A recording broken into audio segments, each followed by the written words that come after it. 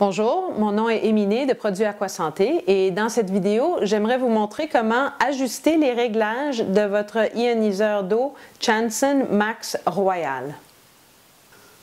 Pour accéder à l'écran des réglages de votre ioniseur Max Royal, vous avez simplement à appuyer sur le petit icône en bas ici à gauche. Et puis, vous allez voir qu'il y a quelques items différents. Alors, premièrement, on peut choisir la langue. Présentement, sur cet ioniseur, il y a juste l'anglais et deux langues asiatiques, mais il va y avoir d'autres langues de rajouter, incluant le français. Alors, vous pouvez le choisir à cet endroit ici, simplement en appuyant sur la langue désirée. Ensuite, le volume. Donc, vous pouvez changer le volume de la petite clochette, donc de plus en plus fort, ou si carrément vous n'aimez pas avoir la petite clochette à chaque fois, vous pouvez carrément l'éteindre le volume. Nous, on va le laisser au niveau 1. Ensuite, ici, on a l'auto-nettoyage. Alors, comme j'ai indiqué dans la vidéo d'opération, l'ioniseur va s'auto-nettoyer tous les 30 litres. En fait, 30 litres, c'est la fréquence comme ça arrive du fabricant. Par contre, on peut changer la fréquence des nettoyages selon l'endroit où on habite. Alors, par exemple, si on habite quelque part où l'eau est très dure, qu'il y a beaucoup de minéraux dans l'eau, que vous avez des problèmes d'entartrage dans votre maison ou autre, bien, vous pouvez choisir d'avoir l'auto-nettoyage à tous les 20 litres ou même à tous les 10 litres. En fait, l'auto-nettoyage va détartrer les électrodes, ça va inverser la polarité des électrodes et ça va repousser les minéraux qui ont été attirés vers les électrodes. Alors, c'est pour ça que le nettoyage, c'est très important de le faire à la bonne fréquence selon les contenus en minéraux. Pour la plupart des places, le réglage de 30 litres, comme ça arrive de chez le fabricant, c'est correct. Mais sinon, sachez que vous pouvez venir changer ce réglage-là à cet endroit. Ensuite de ça, on arrive dans l'ionisation. Alors, ce bouton ici va vous permettre de changer la puissance d'ionisation pour chacun des réglages. Donc, il y a 4 réglages du côté alcalin et 3 du côté acide.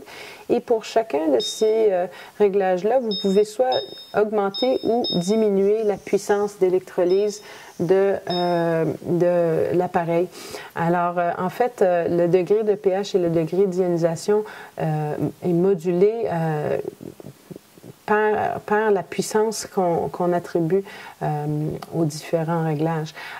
Ça vient avec des valeurs qui sont déjà déterminées par l'usine. Alors, vous n'avez vraiment pas besoin de jouer dans ce panneau de configuration ici. C'est simplement pour vous savoir que ça existe.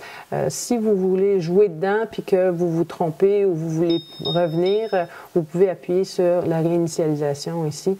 Vous appuyez le bouton puis ça revient à la valeur de départ.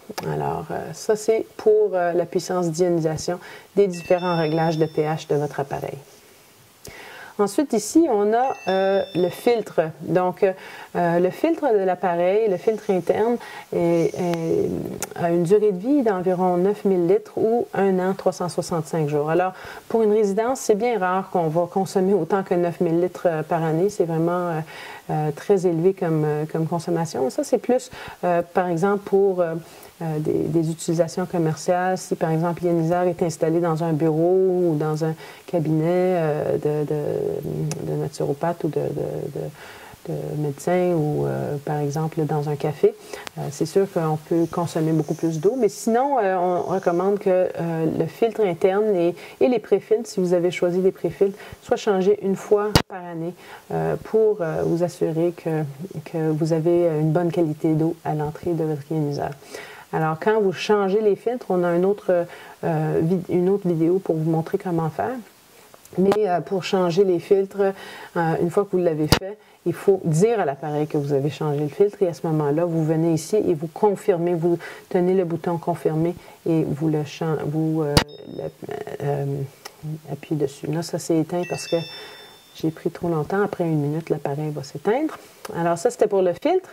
Et puis, on a la réinitialisation. Alors, si vous avez joué dans les réglages et puis là, vous dites « Ah, j'aurais pas dû faire ça », vous pouvez simplement réinitialiser l'appareil et les réglages de l'usine reviennent à ce moment-là. Et dernièrement, le petit bouton d'information, c'est pas utile pour vous à la maison, mais ça donne le numéro du logiciel, en fait. C'est la version du logiciel qui est utilisée à l'intérieur de l'appareil. Donc, ça, c'est une information qui peut être utile, par exemple, pour le centre de service, mais vous n'en aurez pas besoin. Si je retourne au filtre, en fait, je voulais juste vous montrer une autre chose. Donc, on a parlé du filtre ici, mais vous pouvez voir combien de temps qui reste, en fait, avec le filtre sur le panneau de départ ici. Ça, ça montre la durée de vie restante du filtre. Alors, quand le filtre est neuf, la barre va être pleine et au fur et à mesure que la durée de vie du filtre va être épuisée, cette barre-là va descendre. Mais comme je vous dis, même si ce n'est pas complètement épuisé puis que vous arrivez à 1 an, c'est une bonne idée de le changer. Alors voilà qui complète l'opération, les réglages, l'opération des réglages de votre ioniseur. Si vous avez des questions, n'hésitez pas à nous rappeler. Merci. Au revoir.